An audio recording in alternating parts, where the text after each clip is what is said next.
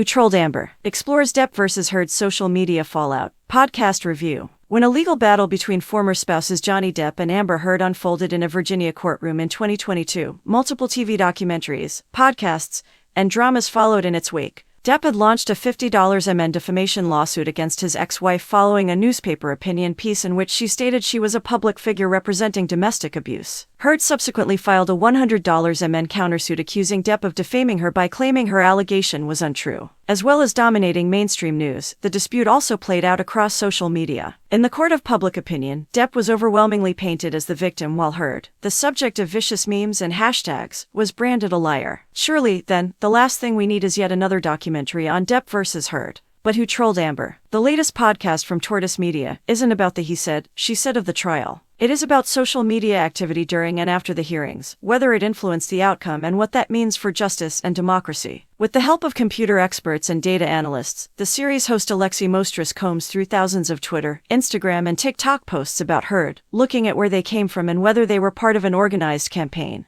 It's worth noting that Depp lost a libel case in the UK against the Sun newspaper in 2020. So what made a US jury, which wasn't sequestered and had internet access throughout, come to a different conclusion? It's with typical equanimity that Mostris notes his interest is not whether the jury's decision was right but whether it was fair. One analyst deduces that more than half of the millions of anti-Heard posts were created by inauthentic users, meaning automated accounts and individuals pretending to be someone they are not. The sheer volume of posts, he adds, has a direct impact on a platform's algorithms, meaning genuine users are more likely to join in the scrum and public opinion be swayed. Mostris goes on to look at other cases of orchestrated social media posting, including the case of Cameron Herron, the Florida boy racer jailed after accidentally killing a mother and her baby in his car, who gathered a disturbingly fanatical online following after he had been convicted. Perhaps the most shocking revelation is how little it costs to mobilize an army of bots, about $100, says one expert, even though the real-world impact is incalculable. Unlike much of the Depp, Heard content, Who Trolled Amber isn't merely a retelling of a celebrity scandal,